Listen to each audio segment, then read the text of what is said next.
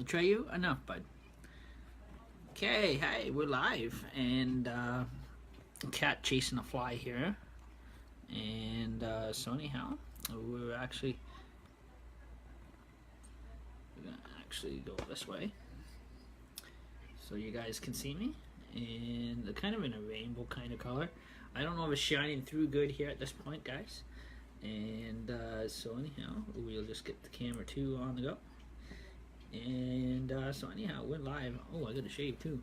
Joker's on duty. So anyhow, again, we're going to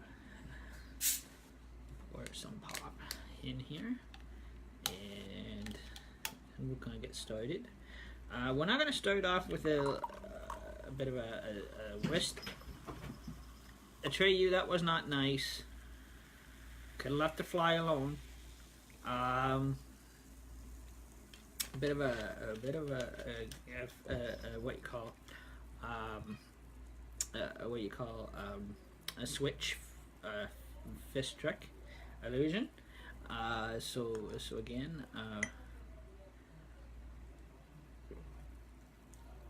just straight pop today. Ooh, strawberry or cherry flavor, not bad. Hey, I'm gonna put you out of here in a minute. Sorry about that, guys. Again, the cat's getting out and rambunctious here, and so I'll be back in 1 minute.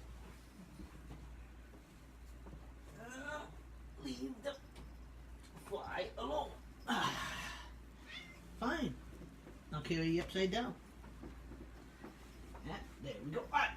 I love you, buddy. Okay? Here, go see your mama. Leave the flies alone.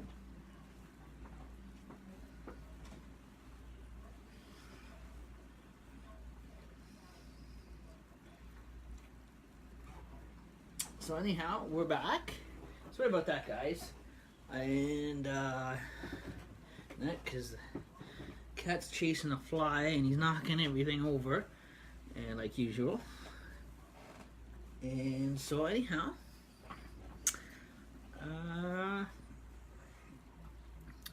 so again, we are actually live and trying to get everything all set up here. And I got one of those dashboardy things, phone holders. So we're gonna move this that way it doesn't get knocked over. And some shows we will go on the microphone, live on the microphone, on live. And like I said too, August 3rd to the 6th is the Wyerton District Rotary Village Fair, Wyerton Village Fair, down here at Blue Water Park, and setup is I'll be busy setting up on the 27th, and then those 2 weeks, and then August the 3rd to the 6th is the big Rotary Village Fair weekend. So that is going to be quite interesting. So I got a busy week ahead of me coming up. And so again, I'm gonna try to get on live a couple times, and so anyhow, so so our today's topic, again, so how many people remember the old classical Disney cartoons that we grew up with? Yeah, I remember growing up with them, but I guess there's things in them that a lot of our parents did not notice until this decade, until YouTube's come out and that kind of thing. So they found a few things in them that were inappropriate. So that's why a lot of the Disney cartoons, guys, are, if you're wondering why they're all being remade and redone into real live actors and real live animals and everything else like that, they're slowly pulling the old Disney files, and they're actually going back and they're actually redoing all the cartoons over, and then all the original Disney cartoons are slowly disappearing from store shelves. That's why they've been discontinued. A lot of people couldn't understand why they were discontinued, because they were great. They were always a big seller. But I guess according to movie reviewers, they found things in them when they were first pre-recorded, adults, what they call immature, a bit of a, what you call more of adult humor than anything, or a lot of adult pornography humor than anything. So there was pornographic images found in these cartoons. So they look like an everyday cartoon. Like for an example, if you were to look at like Oliver and Company, like they were saying, what you really don't know what to like to say about judging a book by its cover. You can't judge a book by its cover. Yes, it was always a great cartoon. I always loved it as a kid when it first came out. I remember when it hit theaters, I loved it. But there was things in these cartoons, guys, that or images that were found in these cartoons over the years that they have actually found that's not appropriate for children. So again, when they were pre-recorded back in the early days, you know, the actors kind of exaggerated, and there was things that were found in these kids' cartoons that were inappropriate, that were actually meant for adult entertainment, or meant for adult humor. So, in some of the there was adult content in I guess smuggled into children's content.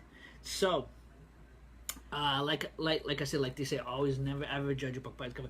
But always growing up, I always loved the music end of it, guys. I always loved you know, Billy Joel. He's a really good singer. I always loved his singing and that kind of stuff too.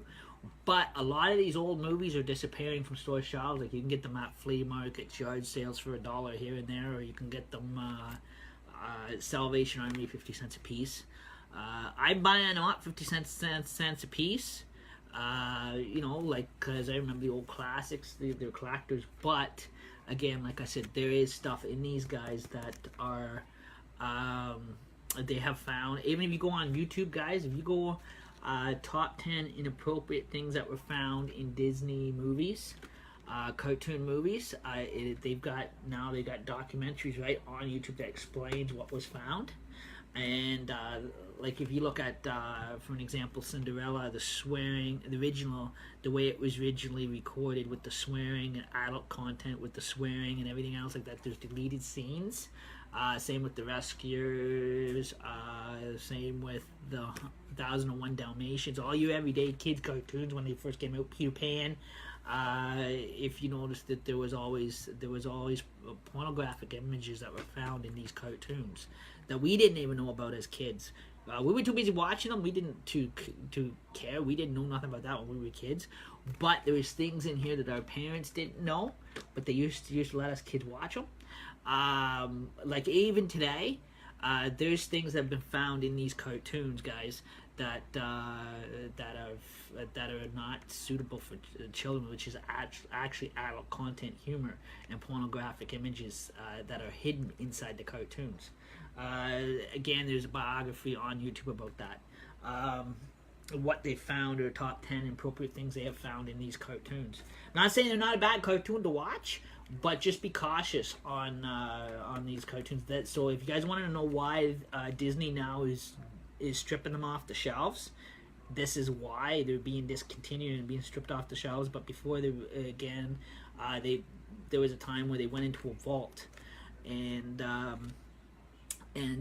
they went into what you call a Disney vault, and so that way they can be remade. So that's, if you're wondering why Beauty and the Beast was remade, why with everyday living actors like Emma Watson, or real life animals, like Winnie the Pooh's been remade, is in theaters this year sometime. All these Walt Disney movies like Mary Poppins, everything has been reanimated. Again, they're being redone over with cleaner content. So, like I said, there is a lot history behind the old classical cartoons. So if you wanted to know all of a sudden why in this decade with the better sound and technology, back then, guys, they didn't have the proper technology like we have today to do movies. So again, now because they got the better DJ sounding effects and everything else like that, they're redoing them all. And also too, because of what they found in these cartoons, that's another reason why they were stripped and from store shelves. And a lot of a lot of them have disappeared over decade. So they slowly are making a comeback, but again, these kind of cartoons, guys, are being redone over slowly as in alphabetical order. Disney is actually redoing all these movies. So again, they're starting from A, and they're going all the way to Z. So they're pulling the archive files, and all these Disney cartoon classics are going to be redone in the next few years. So with the actual real live actors, not the cartoon animated actors, without just the voices, like with the actual actors itself, and with real live animals. So like with real live cats and dogs. Maybe I can audition my cat Atreyu for when this one comes out to be Kitty Cat, because I can see in a couple of years, probably by 2021 or when it gets up to 22 or whatever, all these will be redone. Especially, I'm waiting for this one to be redone. I can't wait to see when they decide to pull this file for the O's, and they decide to redo Oliver and Company, but with real live animals. So, in a real life movie form, like they did Beauty and the Beast. So, like I said, so again, that is so there is some things, some documentaries do tell you true hidden facts. And they are telling you, basically, documentaries are telling you the truth, what they have found, and that kind of stuff. So this is why, too, guys, a lot of these are going to make a comeback. But again, these cartoons are always going to be classics. I remember growing up with them, but again, there was things found in these cartoons, guys, that were very inappropriate for children. There was little hidden, they said they found little hidden objects. They found a lot of adult hidden humor that they had to delete, were actually deleted, that were what you call deleted scenes, that are actually in the actual, that the original script was exaggerated, and there was a lot of perverted language. There was a lot of actor exaggeration. So, and there was again there was a lot of pornographic images in these cartoons. They actually pinpoint on YouTube where they were found, and especially like everything from Aladdin to Peter Pan, Pinocchio. So they said even if you look at Pinocchio's nose very closely, you can actually see the actual what they're actually talking about with the pornographic imaging in the cartoons. So there's a lot of things a lot of people didn't notice about that. So they are making a big comeback, and they're changing everything. So recently Disney's actually making an effort to clean their work up. Where some studios wouldn't, cartoon studios wouldn't. These guys here are making a big effort to clean it all up. But again, like I said, these old classic guys, I always gonna love them. Like I said, it's like I do buy them up 50 cents a piece at Salvation Army videos, VHSs. Good collectors. But do be cautious, guys, though, too, with these cartoons and that kind of stuff, because there is stuff that have hidden stuff they have found. But again, when they published the films, there was that's what they call it, was there was extra footage added. It was because they go back to the original script on how it was filmed, and that kind of stuff as well. And so again, when they actually, I guess, puzzled it together, they actually cut out certain scenes that they really wanted to put in there, but they couldn't put in there because it was a lot of it was perverted or pornographic. So just be aware that at one time Disney got caught doing hidden inappropriate images. illustrating inappropriate images in their cartoons and that kind of stuff. Even in some of their songs, if you notice some of their songs in the musical, when they're singing and dancing, sometimes there's inappropriate language that comes out. That is Disney for you. But again, also too, like they're good collectors. Like again, like I got a lot. I do sit back and watch them occasionally because I remember growing up with them as a kid. I didn't notice this until the internet generation came along. Until a friend of mine pointed this out on YouTube to me. Until he came across the YouTube videos, and he showed me them. And you got to be quiet out there. I am live. I can hear you through my door. Indians got a bunch of big loud mouths. I hate to tell you that, they do. If I can hear her through a solid door, she is too loud. That's what I said. It's the yelling and screaming I can't handle. But sorry to put her on the spot like that. I don't mean to. It's just annoying. I'm in my own studio room. I've got my office room. I've got a closed door, and I can still hear it through that door, and I shouldn't be able to. Like that is very disruptive. It is annoying.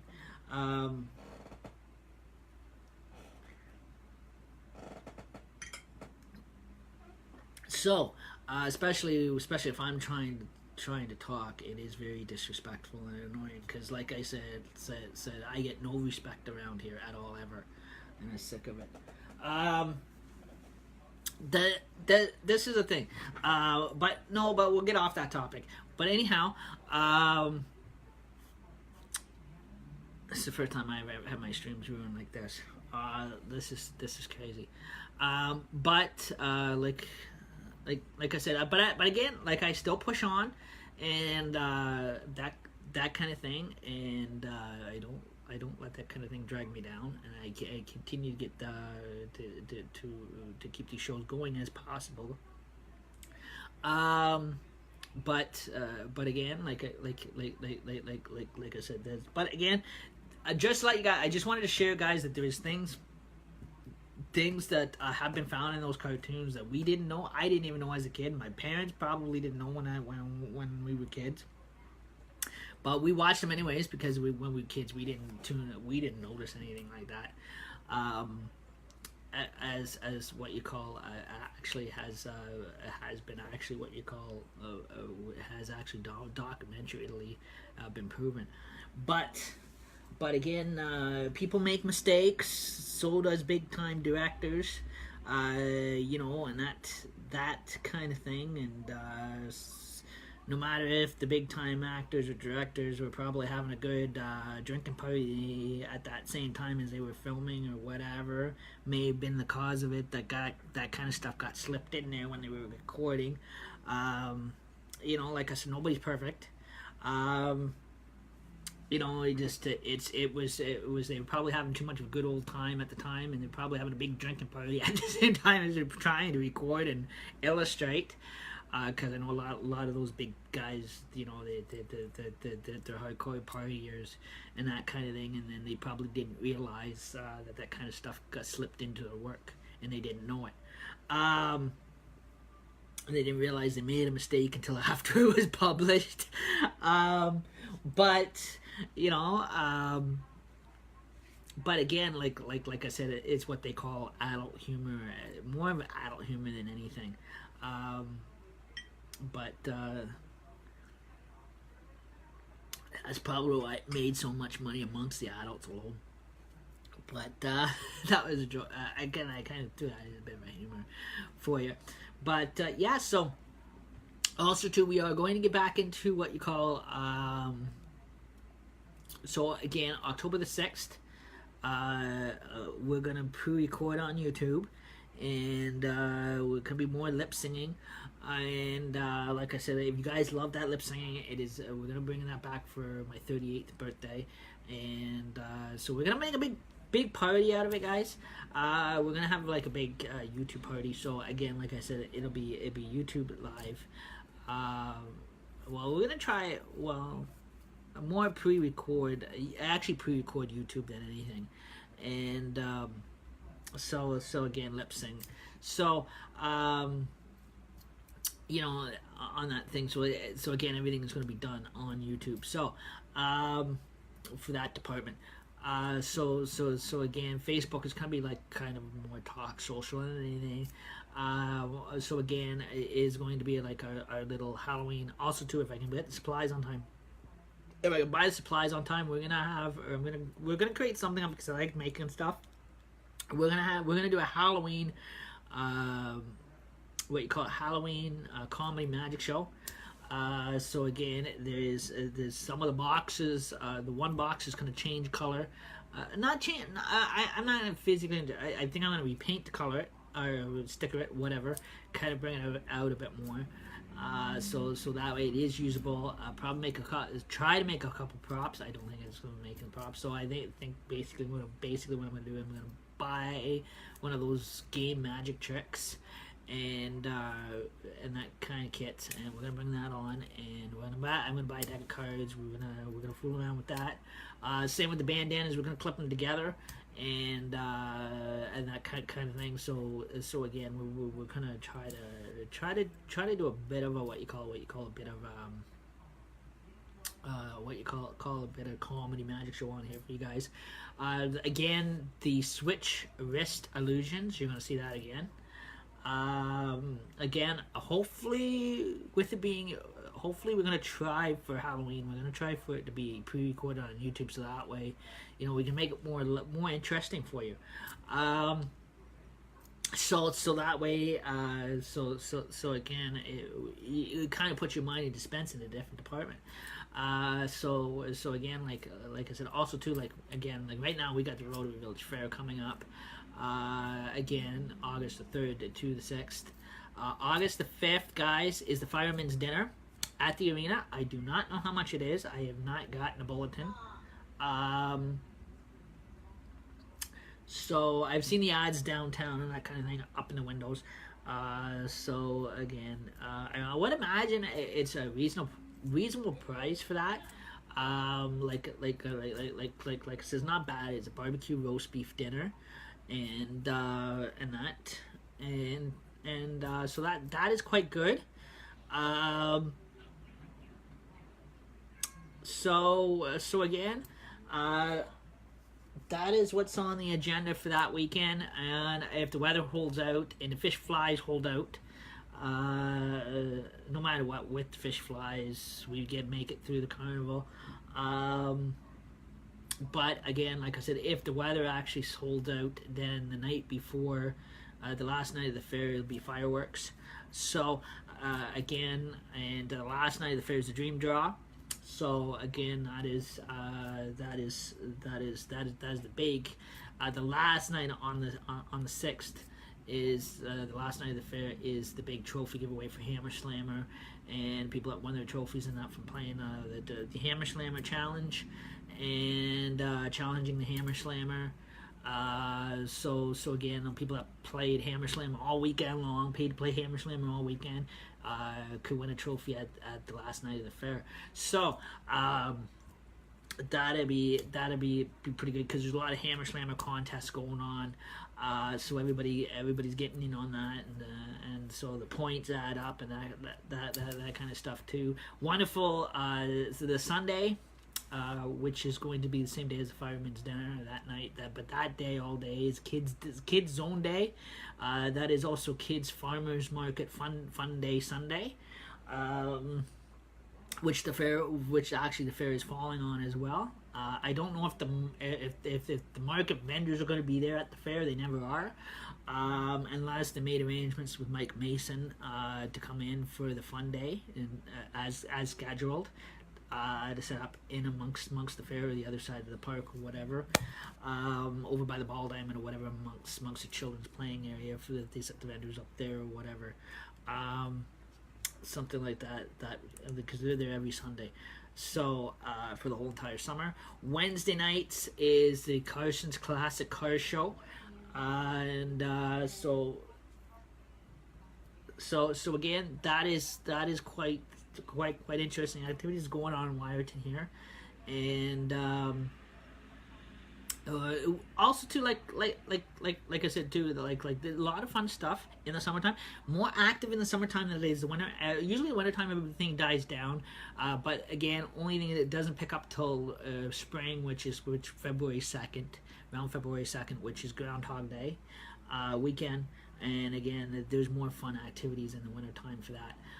But that is Groundhog Day weekend, like with the Acapulco night and all that, and the pancake breakfast and maple magic and all that going on in the springtime. So, but again, like I said, summer right now is, we just got finished Canada. Optimist Club just finished doing Canada Day. Rotary International is doing the Rotary Village Fair.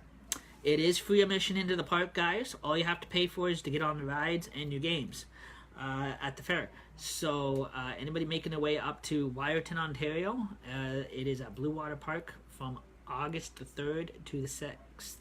So opening night is Friday night the 3rd, August the 3rd, and it is about 6 o'clock p.m. at night, and then it goes all weekend long. So that is quite interesting. We always get a lot of people out to that, and that so if there's also two people in Guelph are welcome to come out to this fair too, that live near Wyerton. It is and all the money that you pay through the Rotary to play the Rotary games or the bingo night with Nick, every night with Nick, all that money goes back into the community. And it goes into community projects, and it goes into third world countries for clean water and that kind of stuff, and polio campaign or whatever that they got going. So again, there's a lot of charities in behind that one, and also too, kids can be in the bingo tent, but the kids cannot play bingo because the actual bingo game is an 18+ game, because the fact people win money, so and that kind of thing can win money at the bingo. So like I said, they pay for the bingo tickets. So if they win or get a bingo, there's that gambling exchange for bingo, and that kind of stuff. So that is more of an adult game. And same with the Dream Draw and the Nevada tickets. Anything else kids can play, like the birthday game and that. And then the carnies, they have their section with their rides and their games. Magical Midway. So again, like those guys will be pulling in here too. Also too, the skateboard park is almost finished. It looks like. It doesn't. They started by digging out the hole, and they had to drain out the water coming in from the bay and that kind of thing underneath the ground. So again, they concreted that down and underneath, and they've put a foundation out underneath. And so anyhow, they're just doing the dirt ramps and that, and then I guess they're gonna cement it over, and the skateboard park will be finished. So it's moving along quite quickly, and so pretty soon there will be a cement truck coming in to finish off the skateboard park, to put the cement over the ramp and that kind of stuff too, the dirt ramp and that kind of stuff too. So so again, it's just a tiny ramp. I thought they go big, humongous ramps, but no, they got these little tiny things. But yeah, so that is what's on the works for that, and I will try to take you guys live at the fair as well. And the only thing is, out of all the summers we've had the dunk tank, this is the first summer without it, and it's one of the most hottest summers too ever. This is why I said it's a shame we didn't have enough volunteers for the dunk tank. So again, this year there's no dunk tank. So again, this year, for the first year ever, there's no dunk tank. So there's not going to be the luxury of a dunk tank this year, unless the Midway carnies have planned to bring their own in. That's up to them. But like I said, the Rotary doesn't have ours this year. We didn't get enough volunteers to go on it. And so again, we're just gonna be the other games around us and that kind of stuff. Also, it's gonna be the food court is gonna be up and running. Also, too, there's they do make fresh coffee too, and they're not switching, guys. All events had the choice, had a big before the events, all had discussions on the big changeover, because a lot of restaurants here have now gone from Pepsi to Coca-Cola products. Have switched. Dockside, I don't think is out of all the restaurants, I don't think Dockside is switching. They may in over future time, I don't know. But out of all the events that ever take place here every year, Rotary Village Fair is going to stay with Pepsi. They were offered the offer to switch from Pepsi products to Coke. It's just if they were to go from Pepsi to Coke, they're not allowed to sell both at the event. Some competition thing, I guess. I guess with Pepsi, with the Pepsi company and Coca-Cola company, they're two different companies. Again, they're in competition with each other. So if any franchise or event is selling Pepsi, they're not allowed to sell Coke.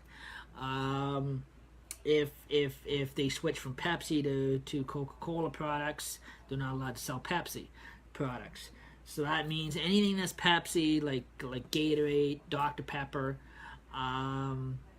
that kind of stuff like that is Pepsi advertisement. More Pepsi products than anything. They're not allowed to sell on top of Coca-Cola products. So if they were to switch, then they would have to only sell Coca-Cola, Canada Dry, Ginger Ale, whatever Coca-Cola publishes, and soda pops. So again, like I said, so I'm so grateful. My wife even asked the same thing. That was shocked because she thought Rotary Village Fair was going to do what Canada Day did, was switch to Coca-Cola, went from Pepsi to Coca-Cola. So which they do have the right to do that if they wish to, but they're choosing not to. The Rotary Village Fair is actually choosing to stay with Pepsi. So and that kind of stuff too. So that is really good. So again, there's a lot of so even though like Coke is a highest seller, it's because the fair sells Pepsi. They are not allowed to sell Coke at the fair because it is Pepsi. So products. So if they stay with Pepsi products, they cannot bring in a case of Coke and sell it in amongst Pepsi. They can't do that. There is some legal law in place amongst the Pepsi company and Coca-Cola company in when it comes down to venues or franchises or events, or whoever caters those events, or whoever the paid caterer is. All I do know is that Rotary Village Fair is always paid catered by Pepsi. So like I said, some are Coca-Cola. So again, Canada Day was Optimist Club. Canada Day was Pepsi, but they changed the paying catering to Coca-Cola. So they dropped Pepsi. So again, they had to sell Coca-Cola. They went and sold Coca-Cola products. So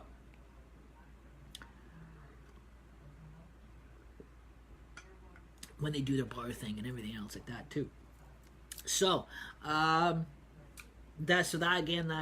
is if by any chance, if Optimist is still doing Canada Day next year, people are trying to pressure them into also selling coffee, not just for breakfast, but at the main event, even if they've got it going all night long somewhere.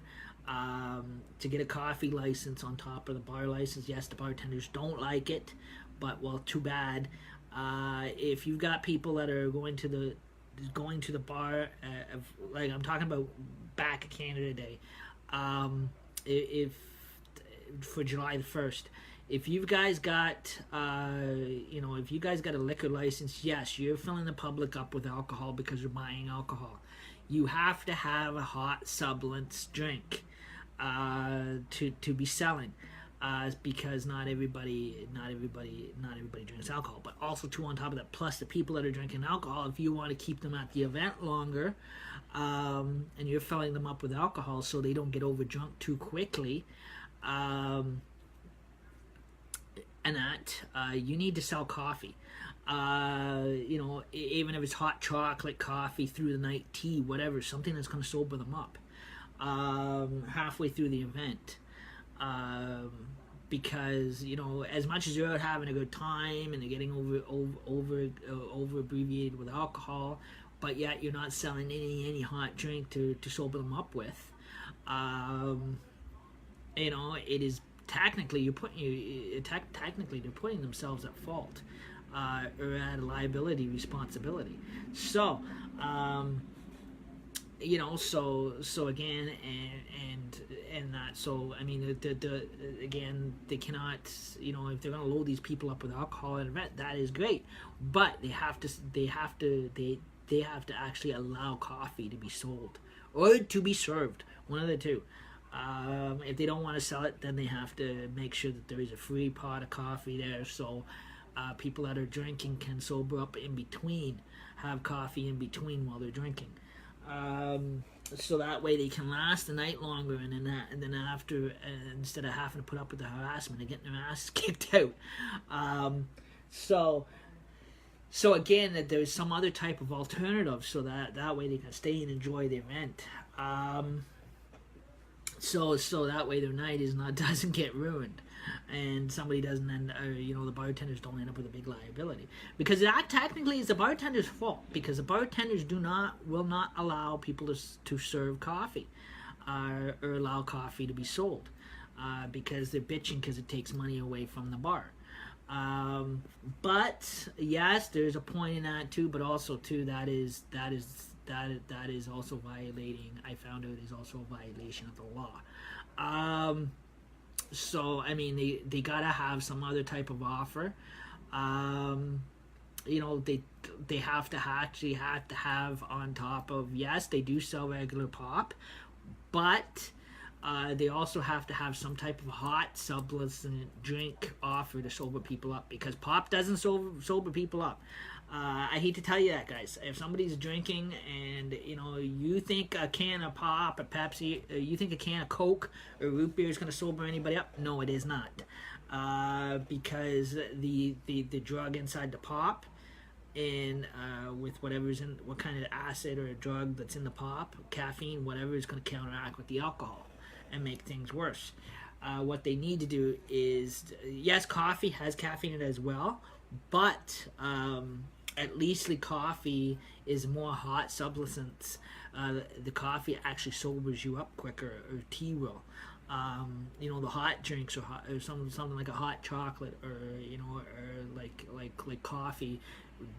Coffee is known to sober you up a lot quicker than what a cold surface Coca-Cola that's got every single drug in it, or Pepsi that's got all got all these different type of shit in it that is going to mix and counteract with the alcohol. Where the caffeine in the coffee itself does a bit, but not as bad as it does in a bottle of pop, or it does with Pepsi or something like that. At least a hot drink or whatever like that, like a hot chocolate or a tea, or serving tea or hot chocolate or coffee station will sober somebody up a lot quicker. There's just it is just the steam moisture itself that clears your system. It's everyday science. everyday science. I never did like how Canada Day is always how it's always been unorganized, and how it's always set up stupidly. Nobody ever, like I said, I've always had issues with it since day one. I love my country, yes, that I'm born and raised in, that I grew up in, and I love Canada Day, but I don't like how that particular club runs Canada Day. I just don't. I think it is more of a disgrace. I think they're more of a disgrace behind it than anything. Um, I have my strong feelings on all that, or just my opinions on all that. But like I said, if it had been another service club running it, then I think it'd probably run a lot better and more at more of a professional level than anything, at a higher professional level. But yeah, so I just wanted to share that pinpoint on that one, and that kind of stuff too. So. But yeah, so I'm so glad that this year's Canada Day is all over with. But like I said, so this time around, for the August 3rd Civic Holiday weekend is Rotary, which is Village Fair. Now, I love Rotary. I have to admit, I love Rotary way better than I do Optimist. Because Rotary, they do things at a very professional level. And like I said, in other areas, Rotary does do Canada Day, but this district doesn't. Southampton does, but this district does not do Wiarton Canada Day for some reason. But again, it's I personally would rather see Rotary do Canada than it take on I'd rather see the Rotary flag. Or see a blue Rotary flag overtake Canada Day here any day. This is what I said, or Lions Club at least. Because I know they'd run it a lot better and they run it a lot professionaler.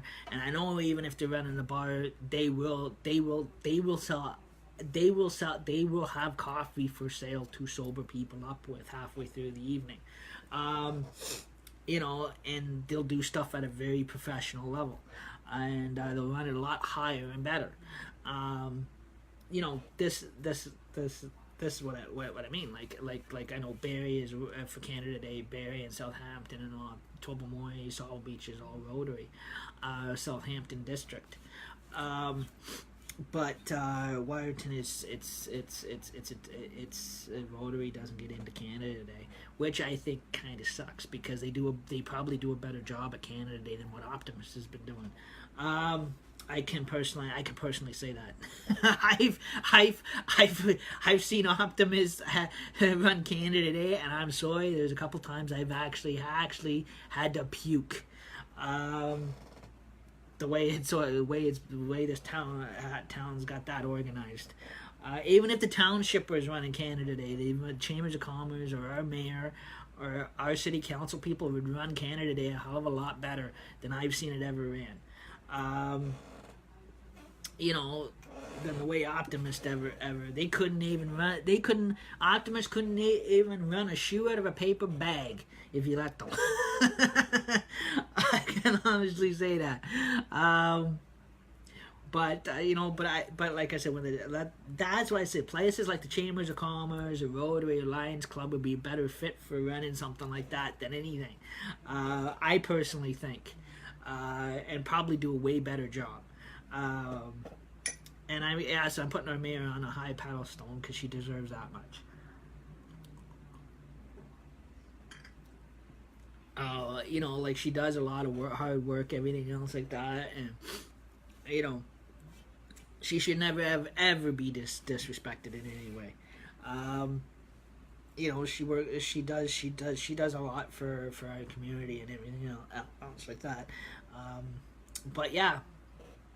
So again, like I said, and I'm one to talk. I'm an Optimist member myself, but I'm actually changing courses. I'm thinking about thinking about changing over to another service club. So, and that kind of stuff. So over time, you're gonna see me actually slip out of the Optimist and actually go a different direction. A lot of us are starting to do that, and that kind of stuff too. So we're going to the stronger and better service clubs. Only thing I can honestly say the only thing that I do, that only thing basically for Canada Day here, that I find with every year July the 1st, besides Optimist screwing everything up, the strongest addition I have to say to Canada Day is our McLaren's pipe band. I have to say they always do a great job.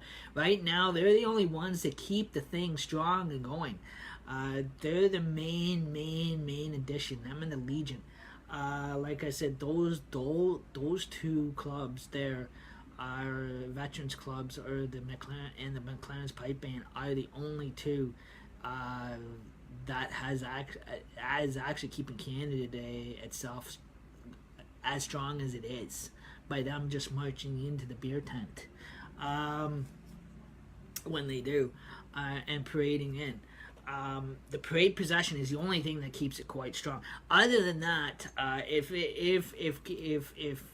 Canada Day didn't have the McLaren's pipe band or the parade procession into the beer tent, I think technically, or Midnight Blue, those are the only ones right now that's keeping it strong. Other than that, I think it'd probably fall flat on its face big time, or Optimus would fall flat on its face with it. I can honestly see that. Because right now, if it wasn't for our Midnight Blue rodeo band, Dave Nixon and his guys, and the McLaren's pipe band, and Bill Walker and his parade procession, and City Council's parade procession into the beer tent, other than that, the thing would fall totally on its face. Those are the only departments I give credit to, because those are the only, and the Legion, because those are the only ones right now that keeps it as strong as it is. Because without them, we wouldn't have a Canada Day festival. We wouldn't. It would go flat. It'll go downhill flat right on its face. Because of the main big attraction to it. Because that's all people go to Canada Day for. That's the only reason why they come out. Again, they other than that, they don't want nothing to do with it. They only come out for those things. They only come out for the Midnight Blue band, Midnight Blue rodeo band, and they only come out for the McLaren's pipe band, the fireworks. That is it. And the booze. Other than that, they don't give two shits about it. Again, like I said, they don't. It would not dialogue. I mean, you wouldn't get nobody out to it. Even though that, like I said, even though the Rotary Village Fair itself coming up on August the 3rd is not liquor license, it is a stronger group. Rotary is a stronger group, but they always manage to get people out because their big attraction is the bingo and the Nevada tickets and that kind of stuff too, and the Midway carnies. So they've got they've got the what you call the magical tricks of the trade, if you want to put it that way. But yeah. But now you see why, like it gets so boring. Like, I mean, I work like I said, or my opinion, working Canada Day for Optimist. Even though yes, Optimist is a good group itself as well, but again, there's a lot of it's going downhill, and that kind of thing. It's dying out. It has in other places, but like I said, you're just disorganized and on a lot of stuff. They did again. The barbecue has been, like I said, the barbecue is no longer Optimist. No longer does the barbecue July the 1st. It is the restaurants do it now. Now it's cool to see there's a fry truck coming in. You know, and that kind of thing. And the fish fry, Optimist really doesn't do the fish fry either. That is more Freemason than anything. I was grateful to help the Freemason guy out that does the fish fry, and that kind of stuff too. And but again, like I said, a lot of that's winding down because there's not much really I can do for them every Canada Day because, like I said, between the setup and everything else like that, and the rest of the night is all Smart Serve liquor licensed, and I do not have a Smart Serve license to work a bar. So I can only go to certain areas till 6 o'clock, or help out at children's activity from like usually July the 1st, like on July the 1st, from 11 till, like I did this year, from 11 to 4 or whatever on July, always every July 1st, and that kind of stuff. So again, like I said, that there until 4, and then I was lucky. I got asked to help out the fish fry at 6, and that's all basically I can do. And then I have to go off the rest of the night because the bar takes over for the rest of the night, and there's nothing more to do until teardown. So, like I said, so again, then I have to sign right off. So I get to actually sit back and enjoy the music and actually have a break because that's the only time I get my breaks. But yeah, so so that's what I said. I love Rotary better because there's more work for me to do. Volunteer work with with the Rotary end of things. There is more volunteer work for me to do with Rotary than there is with Optimist. I have to honestly say that because Rotary, when we have the fair August the 3rd, even though a good thing is not liquor licensed. I feel sorry for them if they ever do become liquor licensed. But I won't put that idea in their head. But again, like I said, there's more work for Rotary to be done, more or less, than anything. So again, the Rotary has got more options for volunteer work. So this is why I'm making a changeover, is because Rotary, there's more to do. There's more volunteer options than anything, because there's Maple Magic, there's Rotary Village Fair, there's Amazing Race, there's Trivia Night. Again, they're part of Lions Acapulco Night too. Wyerton Willie Weekend. So again, there's a lot of building projects, volunteer building projects that the Rotary does do that a lot of the community don't see. Even if it is repainting a building or whatever, public building in a park that they built, or objects or stuff they fundraised to build. The Grey Bruce Trail, Rotary built that. The old train station, like, let's say if the old train station decides it needs a paint job, and they call up some volunteers and say, hey, Rotary says we need some volunteers down at Blue Water Park to paint up the old train station. I'm for that. I jump in on that wagon, no problem, anytime. Because Rotary International is actually put that park there. So again, it is a whole historical thing, and that kind of stuff. Same with that big boardwalk. It was Rotary that put that in there, where the old railroad tracks were. So again, like I said, so again, Rotary. With Rotary International, there's more options for volunteer work than anything. And then that has more options, more offers. Yes, I'm going to get the constipational faces from Optimist people all the time. I'm used to it on Facebook. Why not see it live in public? Come on.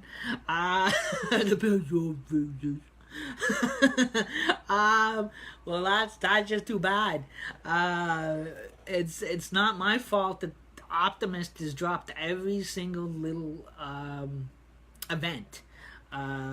Because, like they had a good event going. They had the fancy tea going. They did away with it. They purposely did away with it. They destroyed that option, volunteer option for people. They took that away on their own free accordance, on their own free will, and they're now bitching down the fashion show. They're bitching down everything. Now I hear some of the members are trying to bitch out Canada Day. This is what I said. When they do stuff like that behind the members' backs, it's taking volunteer options away from people. And then they wonder why they're not getting any volunteers and the members ain't doing anything, is because every time everything comes to the table, Optimist does away with everything. Or slowly they get so far into it, and then they get pissed off, they get sick of it, and they don't want to do it anymore. you know, they drop it like a wet paper bag. What I love about Rotary is they don't do that. Rotary is always open to new ideas. Like I said, I'm only friends with Rotary, so I can't vote in Rotary, but I can give suggestions and ideas. But I've noticed with, you know, any suggestions I've given to Mike, or I've given to Mike Mason, or given to any of those Rotary guys, they're always for it. They're always for new stuff. If you sat down with the Rotary guys, they're really easygoing guys to go with. Like if you wanted to see a Comic-Con convention come into Wyerton or whatever, you get talking to those guys. If those guys can vote it across their floor and is for it, and they figure they're going to get enough young people out to it to hire the Comic-Con book convention people, then Rotary, Rotary will actually make an effort to make it happen. I sat down, what was it, last year? I gave ideas to John Close. He's one of our retired mayors. Really nice guy to talk to. And we were sitting down, and we were talking, and I told him I took my wife to a live Monday Night Raw match in Peterborough, and I said, then when these guys go on tour and that kind of thing, and I said, you know, if you really did a fundraiser to bring these guys into town, I said, yeah, you'd have to sell tickets for it, but you bring these guys into town, you know, be surprised how many people you guys are going to bring out to that event if you sponsor that kind of event. You know, and I noticed there is a lot of wrestlers that are for Rotary, like John Cena, Dwayne Johnson, The Rock. All those guys love Rotary. You know, they're all on Yay Hango, you know, with the Rotary campaign and ending polio and that kind of stuff too. And I said to John, I said, if you ever bring those guys into town, I said, those are the best things to ever do. I said the public is gonna love you for life. I said because there's a lot of wrestling fans out there. You know, I said if you guys can make it possible or happen, or sit down and discuss it. You know, kind of go through proper channels or your executive or whatever, and have bring in a wrestling night. You know, that kind of thing. Bring these guys into town, and when they're on tour or whatever, book them, bring them into town. Even if they set up in Blue Water Park, even if the arena's not big enough. Yes, we do have a hockey arena, but we don't know how many people it is actually going to hold in that arena. Like it holds a fair bad of people.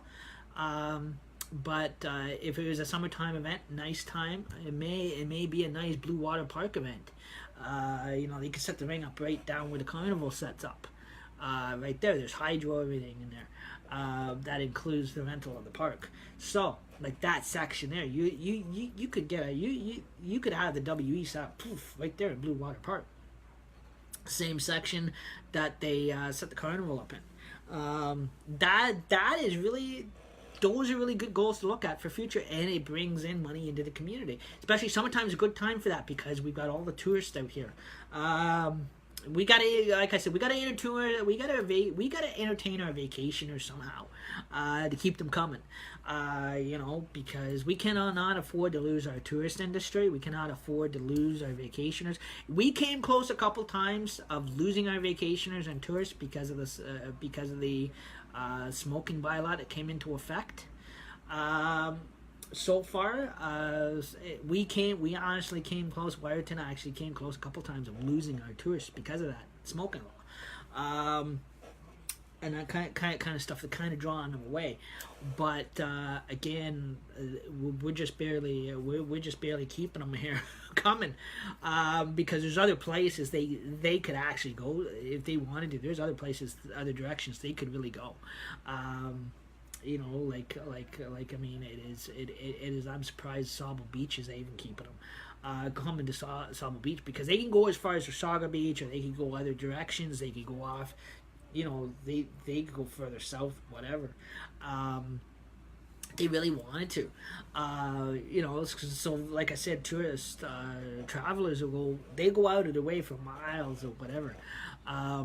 So that's why I said, guys, we got to do stuff. You know, again, I gave Optimus these ideas. They wouldn't go for it. They shot it right down off the table big time. But they don't realize, they don't really look at it being for the community. They don't see it as being for the tourist anyways, at least. because, like I said, when we got vacationers here, somebody's got to entertain these people. When they come here, they want to be entertained. They will. They come here to see if stuff is going on, so there's stuff for their kids to do. Instead of having to be sitting in their trailers like a bunch of old rumps and doing nothing. Like they don't go on vacation for nothing. They spend all that money to come all this way for nothing, and come all the way into a community where there's nothing going on and there's nothing for their kids to freaking do. It is just wasting their time, traveling time, and money. This is what I mean. There's a lot of stuff.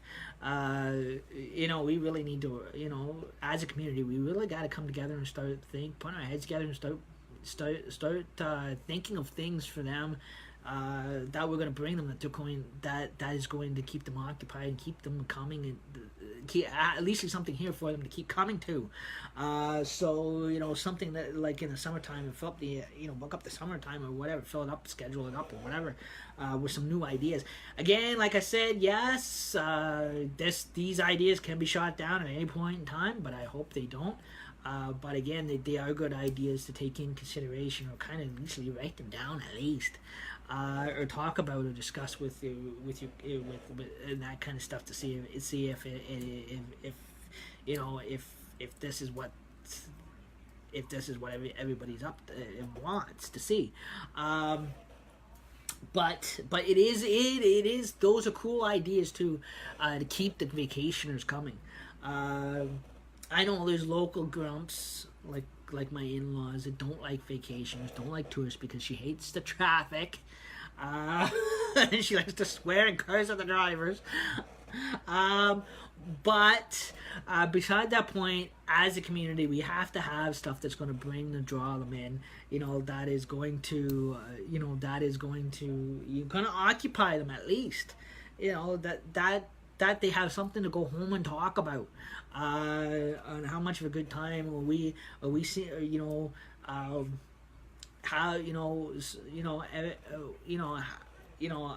how good of a place this is, to vacation it, or destiny to vacation it. So, and like that, especially like something like also too like the wrestling, they got followers that come up from the States, everything. So the wrestlers do. They probably have a fan bus that follows the wrestlers around. I know they do that when they go into the big cities like Toronto, Peterborough. They come in, the wrestlers come in, and they have the meet and greet. And after you buy your tickets, they have a big meet and greet inside. Sometimes they have a big meet and greet outside with the wrestlers and that kind of thing, with celebrities, superstars. And then they're followed by a fan bus. So again, there's money, there's good money paying tourists right there, travelers. So like I said, it keeps everybody in business, and it keeps everybody working.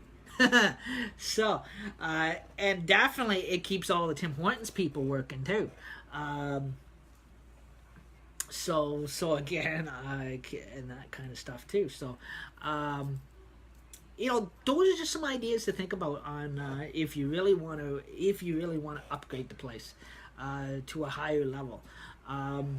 Those are some good ideas. You don't have to go for those ideas. You can shoot them down all you like, because I know it is going to be shot down. Never fails at first. But again, there's just some ideas there you to think about. But it was an idea I did leave with Rotary last 2 years, with John Close from Rotary last year, and that to kind of think over. But again, like I said, it is just thinking of, of keeping the place afloat and bringing the vacationers coming, because that's what it's all about, is bringing new people into our community, bringing new people into town, bringing new tourists in, bringing more younger people out of the closet than anything. Bringing stuff to them that they like. It should not always be about the seniors or what they like. We got to more focus on the younger generation, is because the younger generation is getting left out of everything. It is the younger generation is getting shut out. It seems like the younger generation, they come travel with their families on vacation. They're sitting in their trailers playing Nintendo or whatever, like they do, like they can do at home on an everyday basis. There's bored. There is nothing. There's nothing that really that really attracts them to this place, except for Wyatt and Willie. He's the only thing, or the fair when it comes into town. Canada Day seems to be, yes, as much as it is they have children's events too. But the thing is, with that, a lot of the vacationers that come, they've got older teenagers. Again, there's more little kid stuff than anything. There's nothing for older teenagers to do. Well, they're working on the skateboard park. That is great, but other than that, there's no big fancier. Nothing big like wrestling or something like for the older teenagers that come here on vacation. Stuff that they're going to enjoy. More more for the the little brothers and sisters or whatever, 5-year-old brothers and sisters, 9-year-old brothers and sisters, more or less little kiddie stuff. But again, they don't bring in anything like some of the stuff the other older teenagers are going to enjoy. Like the young adults are going to enjoy, like Comic-Con book conventions, that kind of stuff. Start bringing, work on, some of those ideas. Doing a fundraiser to pay the actual professional Comic-Coners to come in, like the professional Ghostbuster Comic-Con convention people in Toronto, or whatever, or have that kind of thing going in the summer, that kind of thing, that's up at the arena or whatever. Stuff that's going to bring the younger generation in. Or bring amongst the tourists that they've got young adults or young teenagers or whatever that may be into comic books or whatever. And even there's a lot of adults that love comic books. Probably a lot of seniors too that still love their old He-Man comic books and that kind of stuff too. I'm sure they would love to go to a Comic-Con convention if we were to ever bring one and actually meet the actual actors behind the those comic book characters if they're still around and that kind of stuff. So like I said, that is those are just ideas. Shoot them down all you like, because I know it's wired and they're gonna get shot down anyways. But at least I'm only giving a suggestion to help and better the community more or less, and make it more active. Or try to help. I'm just trying to help suggest to make it more active than anything. Than the way it is. Kind of add to it over time. So that way it draws people. So it draws people coming here, like amongst tourists or whatever. So that there's something for everybody here. So they're doing that kind of stuff. We're just going to turn out to be another Terrytown, Sleepy Hollow, ghost town. We don't want to go down that road. Yeah, we have our historical buildings and everything else like that, but we don't want to become another like Hudson Bay River, another Sleepy Hollow town, that everybody makes ghost legends about and that kind of thing, and is forgotten about, no longer disappears out of existence. So again, like I said, it's and other than that, like Groundhog Day only comes once a year too. So that is February 2nd. But mostly wintertime, I can understand there's nothing wrong. It's too cold, too snow. Snow is bad, that kind of stuff like that. But the summertime, at least, like guys, I'm just making a suggestion that maybe summertime we add try to add more to the summertime to bring more people out than what we already have, because in summertime we only have like 3 or 4 things that go on around here. Car show, Canada Day, farmers market, all stuff for seniors, or little kids, Sunday fun day. That's about it. Canada Day and the Rotary Village Fair. Poof. Then nothing else for the rest of the summer. She dies down in the middle of summer. This is not good. I'm just suggesting kind of fill up the whole entire summer at least. So it keeps the tourists keep coming up until up until the actual winter falls. So again, like I said, that until the tourist season is actually over. Then there's even a fall fair. I puke at that one. I love the Rotary Village Fair that's coming up August the 3rd to the 6th every year. Civic holiday weekend that I look forward to because at least it's got rides and it's more active. The fall fair, guys, is not as active because wow, all it is everybody's looking at farm tools and farm animals. Wow, whippy. Who wants to see a who wants to see a horse in a barn take a dump? I sure hell don't. But that is fall fair. But like I said, like yeah, it's got the corn booth and everything else like that. But but like I said, it doesn't have the rides. It doesn't have a midway. It's not a midway. It is not a midway bring-in service like you do in the Rotary Village Fair. I mean, it is make these things more enjoyable if we can. Again, they're just suggestions. And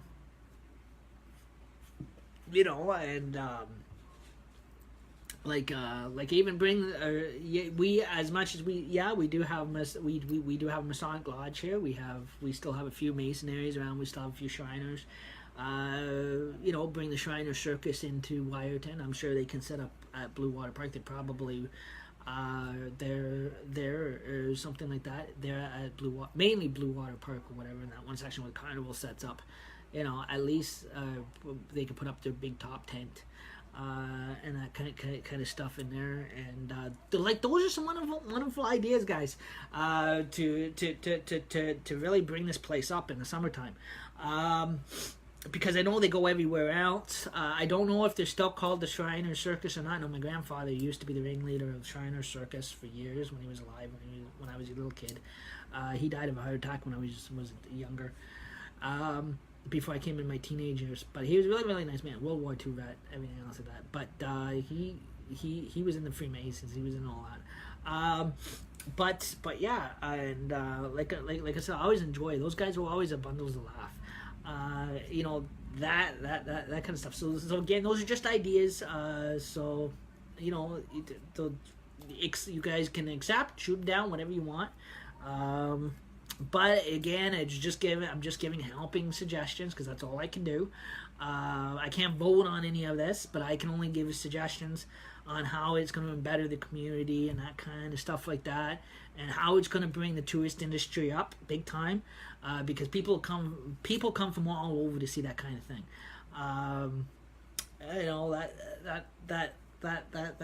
That kind of stuff. And if it is a budget issue, if it is a money issue. Since they do fundraise for a lot of stuff around here, get in on the fundraising wagon, people. Get more and more volunteers out and helping out with the fundraising end of it to make it happen. Get more and more local people out. Try to get more and more local people into the volunteer industry than what we have, to help make it happen. To help fundraise for these kind of things, so that way so it can make it possible. That's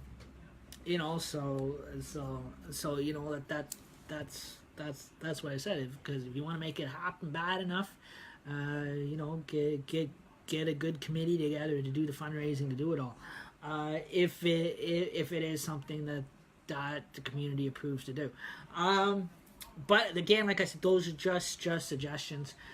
Because, like I said, I love volunteering for Rotary and that kind of thing. Even Rotary, if they were to put a committee together or pass it through the Rotary International Executive or membership to take on a project like that, to do that kind of fundraising, to bring you these kind of summer festivities or not more than what we already have. To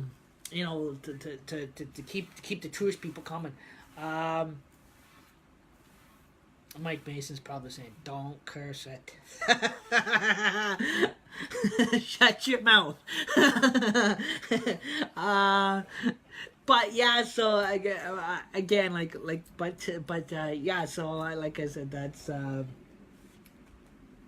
Those are suggestions, by the way. I do know my mother-in-law is going to kick me in the ass for even suggesting these kind of suggestions, making these kind of suggestions or whatever, because she don't like tourists. She hates them. She hates them because she thinks they invade the town and they take over everything.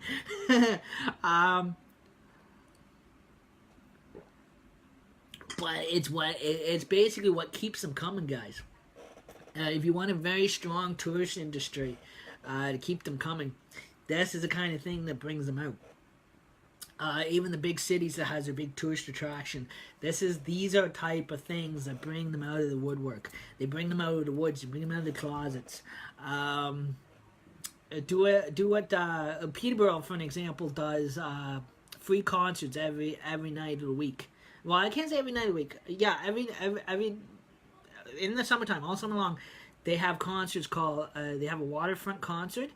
That's another thing, guys. That'd be good for Wyerton if they ever wanted to start picking up on that idea too. Is on Georgian Bay here at Blue Water Park is concerts every all summer long, like a concert festival going on with different musicians, different bringing in different musicians, different bands like country bands, or bringing in different artists, rock and roll, rap, whatever stuff the young people like. Like Peterborough, Ontario has been doing for years. They have a committee. They do fundraising. They have a committee called the Festival of Lights, and where they sell T-shirts, CD albums, and they go from 7 at night until probably 10 or 11, and they end the night with fireworks, and they do it all summer long.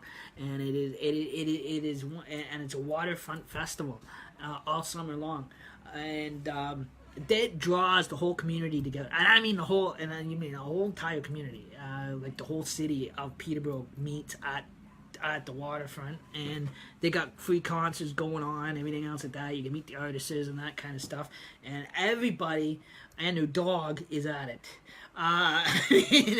And all the boaters come into the boat loft and everything else like that. So, like I said, it kind of draws people from all over. Like 1 year they had David Cassidy, they had a couple country artists, they had a couple of military brass bands, they had a tribute to Queens, they tribute Beatle Media, again Kokomo Beach Band, they had all these. They had an Elvis Presley impersonator, they had Billy Cann, which is an Elvis Presley, again a Billy Cann impersonator. Billy Cann is an Elvis Presley impersonator and a Roy Orbison impersonator. They had all these different celebrities and licensed celebrities. They had John McDermott come. They had all these guys. They booked them all these guys, and they did fundraisers to bring them all in. And also at the waterfront festivals, they had food trailers out there. They had food trucks, vendors out there. They had ice cream vendors out there with their bikes. I remember driving for Dickey Ice Cream and Nestle's. I was sitting at these. That's when the ice cream prices go up from $1.50 a bar to $5 a ice cream bar. So again, and they had the information center open, and they had every single service club too. They had every single service club working or helping out on the project. Every service club in the community was there helping out. Walking around promoting the group, and also selling glow sticks at those things, and I wouldn't want people bring their lawn chairs, and they sit on the roller rumps and they watch these bands and everything else like that, and they enjoy the free concerts they have. But meanwhile, there's a the city has their big committees that actually put it all together, and they do big fundraisers to cover the cost to bring these bands and everybody in. Sometimes it's local bands, sometimes it's international bands.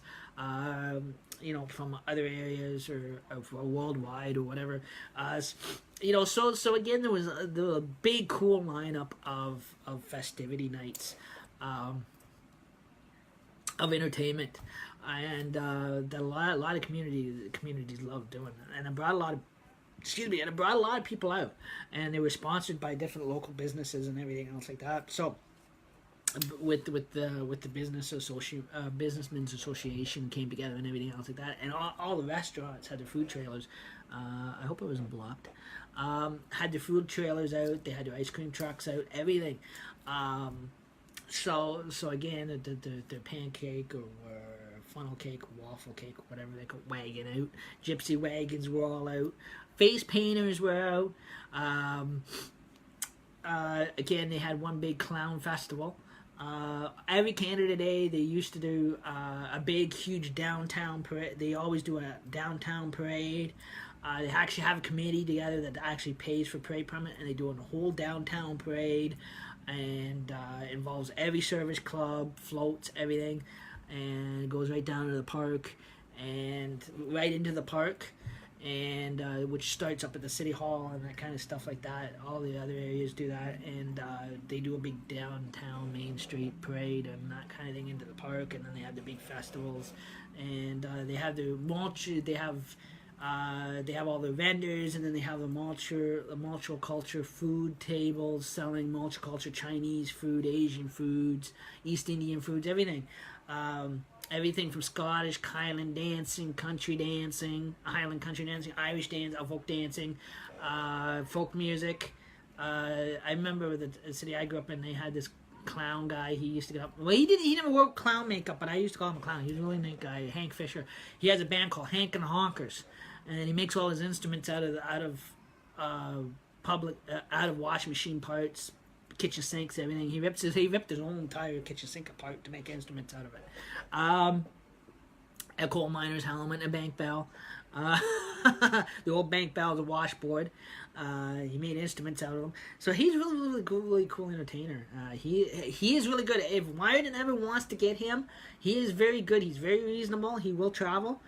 He is out of Peterborough, Ontario. He has a band called Hank and the Honkers. They call him Washboard Hank. And he's really funny because all his instruments, the kids love him. All his instruments are are ripped out old washing machine parts, old kitchen sink, bathroom sinks parts, everything. The guy's a cool guy, but he's also he can be a bit of a cake with the instruments because he's all homemade instruments. It's not store-bought instruments. All his stuff is all homemade from the old washboard. Out of the old washboard buckets, washboards, and the guy's very, very talented, and very funny too, and that kind of stuff. So he is Hank Fisher. He's a really funny guy. If he's still around the Peterborough area, I know he's really reasonable. Yeah, you got to call down there to get him to book him. He's also on Facebook too, guys. By the way, just punch in Washboard Hank and the Honkers. So you'll get him, Hank Fisher. He's a really guy. I've known him since I was a little kid. He's a funny guy. He does travel, by the way, guys. So he's, even though he's local down there, he does travel to other cities, other communities. He is really funny. Again, like I said, but those are the type of guys. Those are the big type of musician guys you want to get, because those are the guys that want to bring the tourist guys, bring the tourists in too. It is really cool because they will draw a big crowd. Which basically is the main idea of it all. But again, those are just suggestions, by the way. You guys won't have to go for those suggestions. But yeah. So again, like I said, those are really, really cool.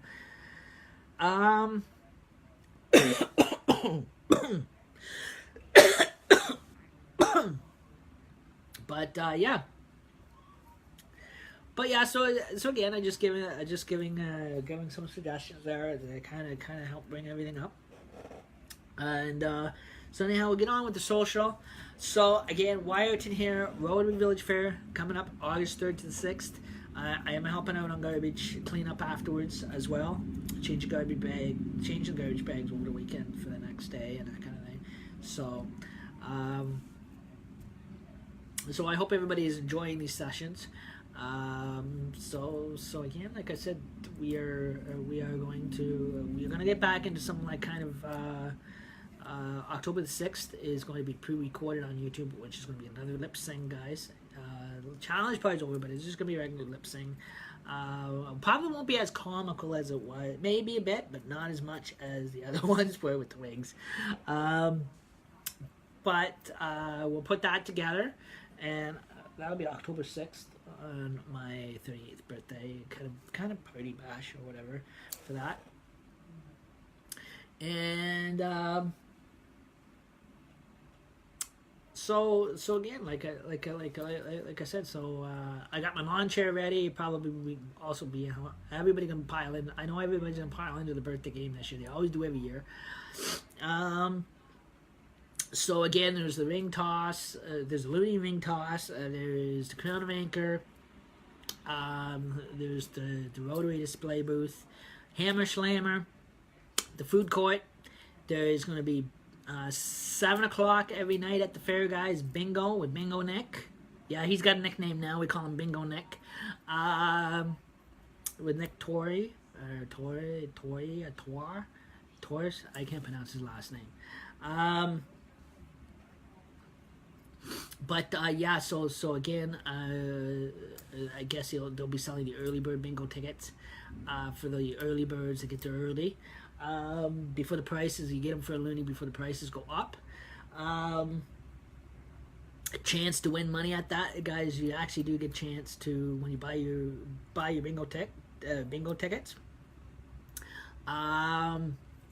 You have lots of chances when you're playing bingo. If you get a bingo, you do win money. That's why it's 18 plus game. So again, it is under Casino Gaming Commission. So that's why kids can't play the bingo. They can be in the bingo tent, but they just can't play the bingo cards. Is because it is a big lottery giveaway. So again, same with Dream Draw and Nevadas are 18 plus, but everything else is usually kids can go around and play. The birthday game, and then also too, they can win toys at the birthday game. They can win. Kids can win toys at the birthday game. They always clean this out every year. Also too, the Midway people, the Midway carnies are going to have their trailers pulled in, and they got games, rides, everything. They'll be set up, and so it's gonna be a wonderful weekend, guys. Also, there's the corn booth and Spud booth. We lost for some reason. We lost the homemade lemonade tea stand. They didn't stay there that many years. They came when the first year I started helping out with the Rotary Village Fair. They were there the first 2 years. After that, they stopped coming. The Slushy Lady only comes out Canada Day. She's never come out Rotary Village Fair weekend. I don't know if they're ever thinking about getting her, especially the way this weather's been so hot.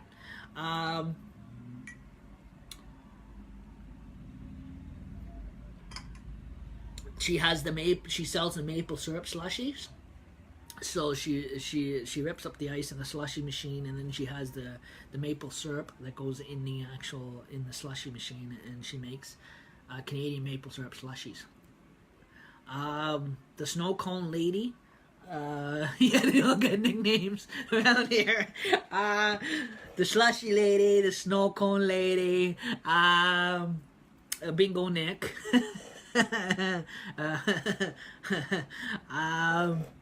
I haven't thought of any of nicknames yet for the food booth people yet. Birthday game, but with Birthday Bob. So I mean, like I said, they're slowly all getting the all nicknames or the Dream Draw people. So the Dream Draw people. There's another good one. So again, like I said, and then you have the Nevada people, selling the Nevada tickets, and then the Crown of Anchor people. So I mean, again, it is a wonderful setup at the fair every year. And then there's the Hammer Slammer lady. We're talking about Hammer Slammer. See, that's what I'm coming up with now. I'm coming up with all the nicknames. I'm sorry, it just kind of slips. But again, it is a carnival. But yeah, so we have a wonderful good times, and I will try to take you guys live then too. And so again, again, we have a wonderful bundle. Offset that, and it's a lot of hard work, but I get through the weekend. Even when we have a big problem with fish flies, that is the worst night. I gotta go live. If we get those fish flies again this year, guys, nasty fish flies, and when they come ambushing us, that's the best time to go live, because then you can see these fish flies attack us. It never fails. they attack and they stick to everything. They're sticky, they're tacky, they're annoying. They're so thick. Like one year we had a major flood. We had a shutdown. On the one day we had emergency shutdown because the weather was so bad. We had snow, hail. We had one major flood. That one fair weekend, and we lost today. So again, we lost money on the one day. And so again, like I said, we had what you call a fair shutdown. We had to, because we had a big flood. The whole all the grounds, all the game booths got flooded out. Everything. It was one big hell of a flood, and the dunk tank blew over. The tank and the actual water, the water tank on the dunk tank itself, actually the bucket. The wind was strong enough, blew the dunk tank full of water over, and it was one big hell of a flood. So it was like a total swamp. It was like one big swamp. I tell you, we're up to our waist in water. And then also didn't help on the bay was the weather put the bay level over too, and the bay, we had a bit of a flood from the bay as well. So, I mean, it was nasty that year. Nasty. And then it also didn't help with the ice pellets in August. Snow ice pellets. So, I mean, like we, with the fair, we've been through a lot over the years. So again, like I said, so I hope this year, with it being so dry, we don't have any problems this year. But yeah, so I wanted to throw a little bit of sense of humor in there for you, and so again, I wanted to keep you updated. Before we go live at the fair, I'm going to go live one more time in my Rotary Blues, and so anyhow, also too, we're going to try to get you live.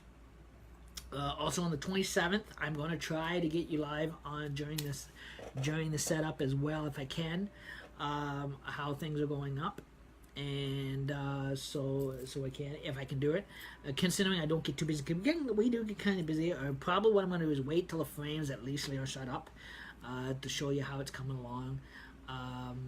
That way we're not getting any people on live stream, because a lot of people don't like being videotaped or video live stream. They don't like being on anything that's a videotape. So I'm probably going to wait and show you on how the frames are going up after the frames are already put together and that kind of stuff. So and that kind of thing. So you get a general idea how it's starting to go up. Then there's the canvases and that kind of stuff too. So bit by bit, and how it comes together. Also to one day next week is electrical inspection. So again, like I said, there is because everything's going to be the hydro is going to be fed with extension stagnant cords. The Pepsi fridge is going to also the Pepsi fridge is coming in. So the Pepsi fridge is actually coming in one of those days too. They do have outhouses on order, but the last few years the outhouses went the wrong way. I guess the last few years they rented the Portal Johnnies, and I guess what happened was the truck driver didn't know which side of the park to deliver them to, or which side was the Rotary side, so they lost the Portal Johnnies, so it ended up somewhere at another carnival. They showed up to the park, but they drove around, but they didn't know where to put them, and they thought they got the wrong side, and they pulled back out. They left it on the truck. They didn't take it off the truck. They didn't stop to take it off the truck. They pulled back out, and they went to the other side, to the train station, dropped them off. they put them on the wrong side of the park. So that other side of the park has already got porta johns for all summer use for the campground, but they ended up with a couple extra that was supposed to be for the fair. So that didn't help any either.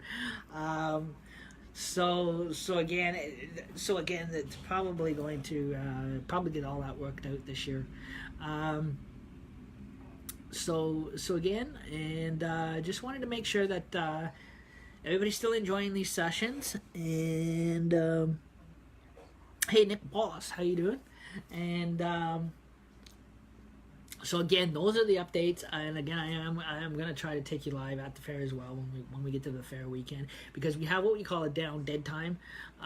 So again, there is a time of the fair where everything just told. 1 minute we get a big crowds of people, and then there's a part of the fair where we get that part of the fair where we're halfway through the afternoon. It does totally die down till the evening. We do get that time of him, which is a good time to go live, so that way you guys can actually see how the fair is progressing and that kind of stuff. So again, like I said, that is quite going to be a quite interesting weekend. On the Kids Zone Day, on the Sunday Fun Day, Kids Zone Day, there's clowns that are hired to do face painting over in the pavilion, over where during the day, over at the bingo tent. Will be during the day on the Sunday, which is the fun zone day, where the kids get the face painted and everything else like that. And it's family half price day, which the kids ride the rides all day. They buy a family bracelet from the Carnies or the Midway Carnies to go on the rides and that kind of thing, and they can ride the rides all day. So again, and then at night they pick back up with the ticket sales. So again, so those are some of the updates and everything else like that is coming up.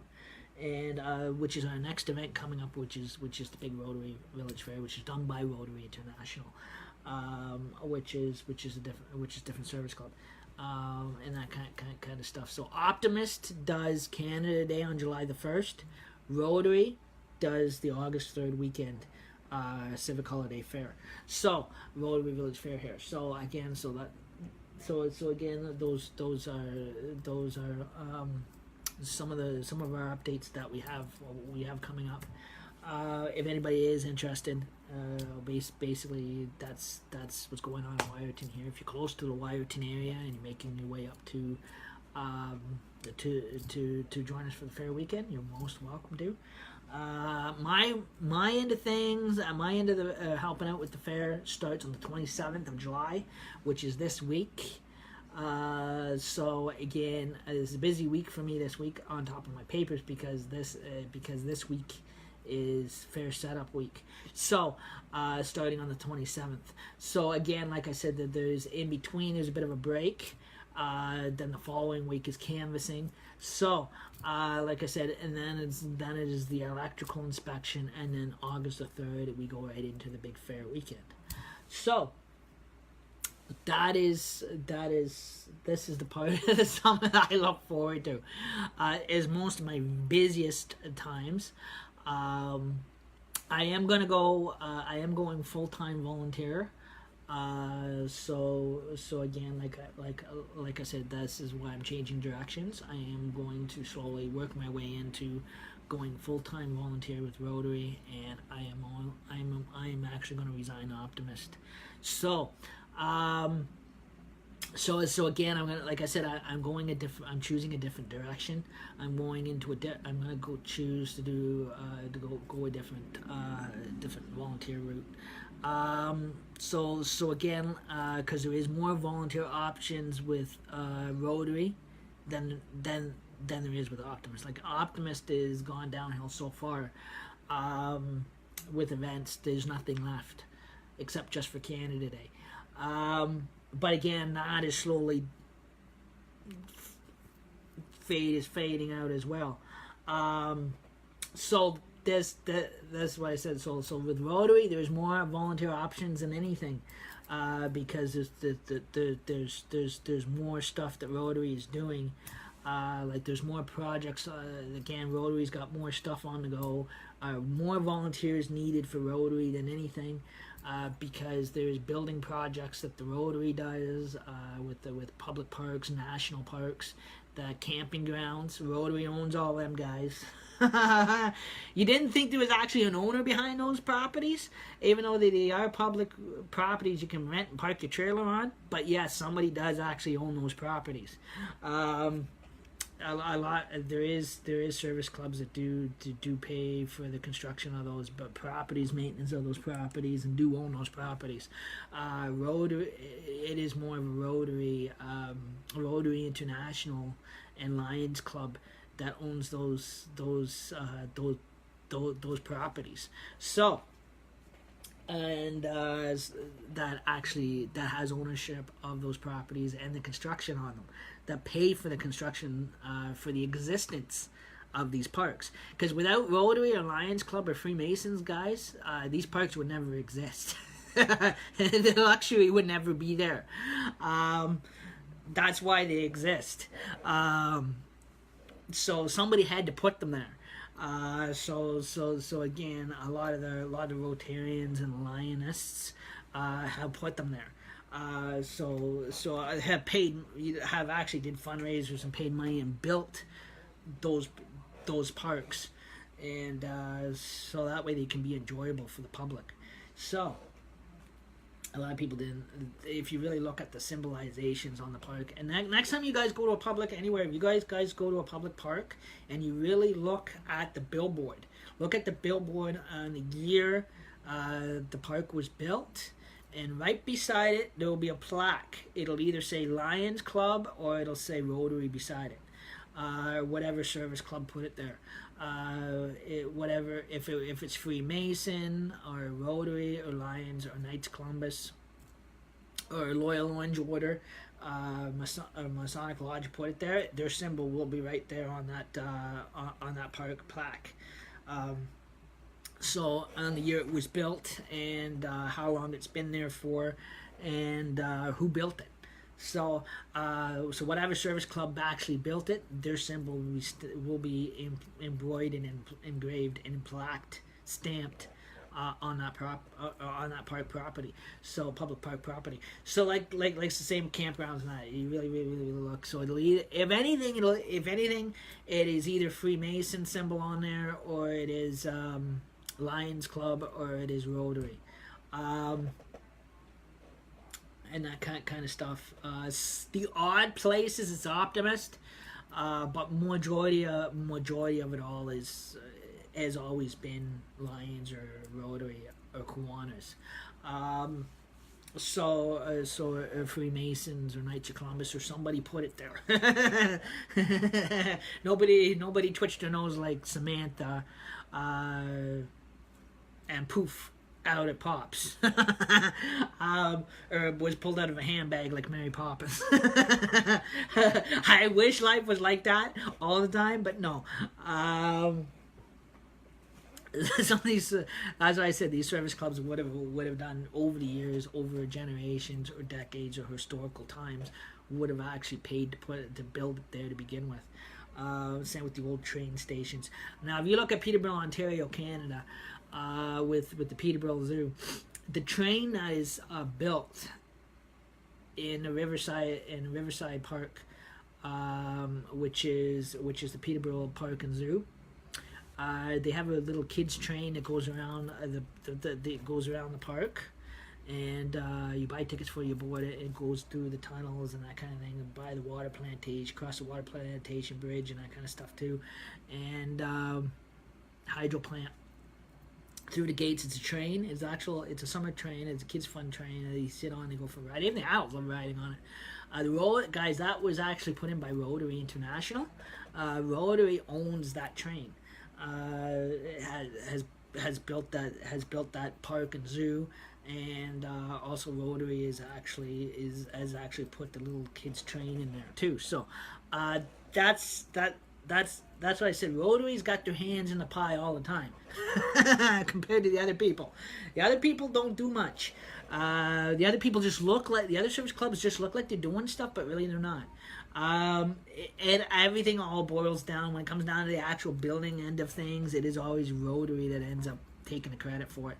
It's always Rotary or Lions Club or Freemasons that's going out of their way to build it, or putting the money out to build the thing, or hiring the construction people, and that kind of stuff too. So in the long run, in the end, guys, it's always boils down to Freemasons and Rotary. What was that?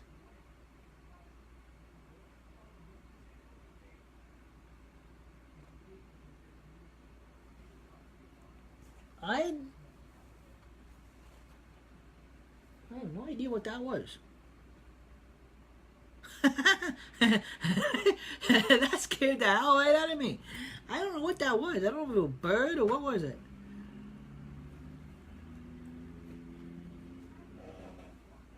I know. I can. No, it's not my cat. Tree. He's in the other room. Man, oh man. Jeepers. I gotta go back and watch this video, man. This is the first time this has even happened to me. That's the first time I've seen that. I'm sitting here, you know, having a good social, and then something flutters across my screen. I like we said, the carnival's not that far away. It was awfully big fly, I'll tell you that now. Man, I don't know if it was an owl, bird, whatever. Something with wings.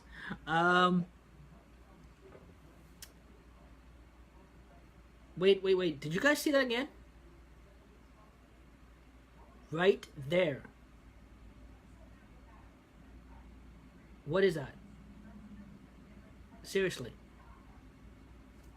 There's nothing in front. Man, guys, I do apologize. Whatever it is, there's nothing in here. Definitely, there's something flying across my screen, and there's nothing in here.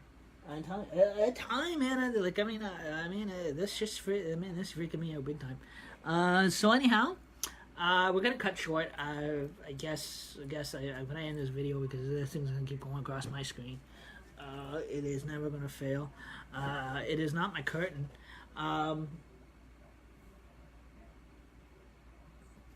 Something flying in this room scaring the hell right out of me. There's got to be something spiritually in this room, guys. So again, I'm gonna cut this stream short. What is that? There is. You guys see that? You guys see that walking across? There is definitely something in here.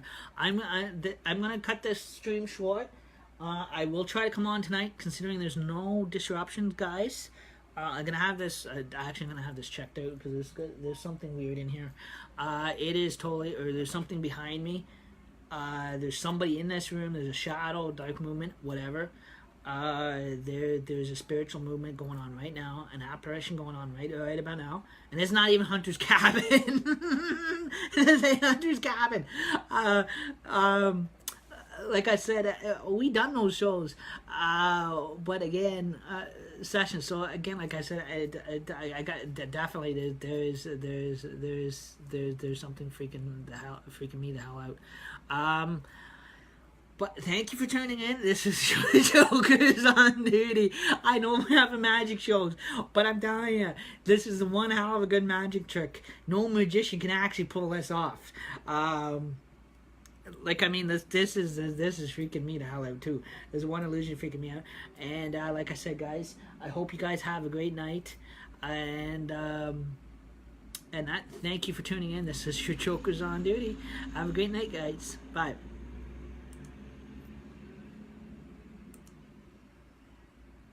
Okay, what the fuck is that? Seriously. Sorry to put that away. Like I said, that is freaking me out big time, man. So anyhow, Again, this is Jokers on Duty. Have a great night. So I'd be paying the swear jar like $50 because whatever this is freaking me out. It flew across my screen in my computer. And my screen did pick this up. This is really cool, guys. I tell you. So don't forget, August the 3rd to the 6th, Rotary Village Fair. And thank you for tuning in. And this was your Jokers on Duty. Have a great day, guys.